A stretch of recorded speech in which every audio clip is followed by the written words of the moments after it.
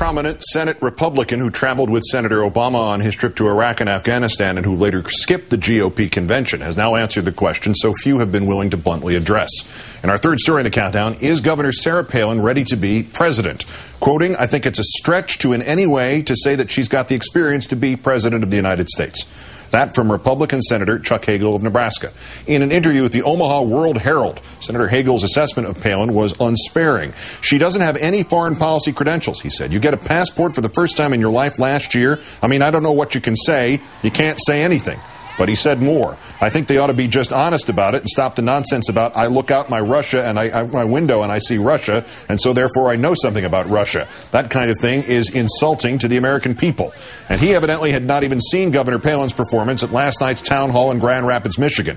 A question from the audience. Governor Palin, there has been quite a bit of discussion about your perceived lack of foreign policy experience, and I want to give you your chance. If you could please respond to that criticism and give us specific skills that you think you have to bring to the White House to rebut that or mitigate that concern. The governor's answer. I think because I'm a Washington outsider that the opponents are going to be looking for a whole lot of things that they can criticize, and they can kind of try to beat the candidate here who chose me as his partner to kind of tear down the ticket. But as for foreign policy, you know, I think that I am prepared, and I know that on January 20th, if we are so blessed as to be sworn into office as your president and vice president, certainly we'll be ready. I'll be ready. I have that confidence. I have that readiness. And if you want specifics with specific policy or countries, go ahead and you can ask me. You can even play Stump the Candidate if you want to. But we are ready to serve. Well, he did ask. Senator McCain then cited the Alaskan energy supply and Palin's command of the Alaskan National Guard. And since the question had been posed near the end of the town hall, McCain was able to bring it to a merciful close. And nobody gave the questioner one specific. Joining me now, Associate Professor of Politics and African American Studies at Princeton University, Melissa Harris-Lacewell. Thank you for your time tonight. Oh, it's great to be here. What is the impact of words like the ones we heard from Senator Chuck Hagel, especially on Republicans or independents, do you think? Well, it could be to revive the faith in the Republican Party, that there's at least a few of them who are still in touch with reality and willing to tell the truth about the candidates that they fielded. But I suspect more than anything, we've spent a lot of time talking about the divisions in the Democratic Party that emerged as a result of the very long primary battle between Senators Clinton and Obama. But I don't think we've talked enough about the ways that the choice of Sarah Palin may in fact have energized one part of the Republican Party, but it might have also really irritated other parts of the party. In one poll, and this goes to that point to some degree, I think, from just Saturday to Tuesday, Governor Palin lost 10 points in approved, disapproved numbers. Is there any sense, any handle on to what degree that might owe to the points that Chuck Hagel made, especially the bit about the Russia mind bender, that just sort of sank in simultaneously with a lot of people who said, wait a minute, that doesn't make any sense?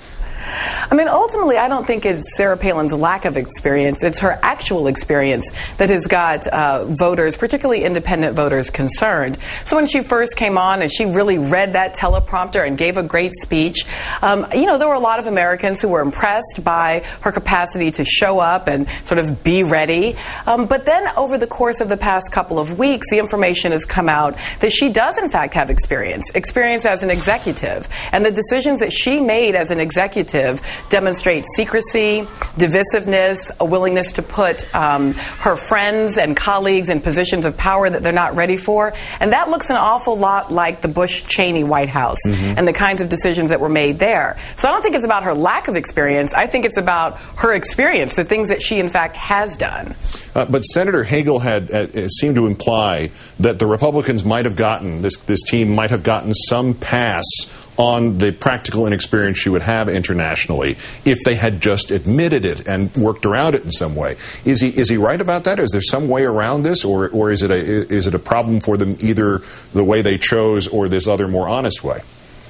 Well, I think the goal that John McCain had is the presidential candidate with sort of the experience and background as himself a veteran, was not to choose somebody else who had foreign policy experience. She's not there to provide experience. She's there to provide excitement. She's there to provide enthusiasm.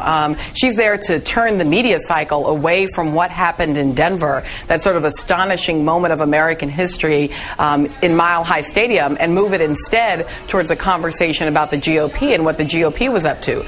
That was what her job was. That's what she has effectively done. So in a certain way, she was going to get a pass. She's running with John McCain. She's not running as the foreign policy arm of that ticket. But what happens if, as Mr. Hagel suggests, it's an insult to Americans' intelligence? Because this new New York Times CBS poll that came out last night, one of those interior numbers suggested that 75% of voters crossing both parties thought that Senator McCain chose Governor Palin to help him win for political purposes, not because of any qualifications she had in any respect, international or otherwise. How does a ticket deal with that when the truth sort of seeps through the spin? Well, that's right. So the central key here is that the first big executive decision that we've had an opportunity to watch John McCain make, as a potential president, was his choice of a VP running mate. And his choice was Sarah Palin. So what that means is, as we get a chance to look at the choice of Sarah Palin, it tells us who is John McCain really going to be as a president. Now, their tagline is country first. But if Americans believe that he was putting John McCain and the opportunity to win in November above country, above the possibility in an uncertain world that Sarah Palin could in fact assume the position of the U.S. presidency, one heartbeat away from it, if he made that choice just for political purposes, it's awfully difficult for him to make a claim of country first. And also, it just dawns on me, it's apropos of nothing, but that they never specified which country first. Melissa Harris Lacewell of Princeton University, many thanks for some of your time tonight. Thanks.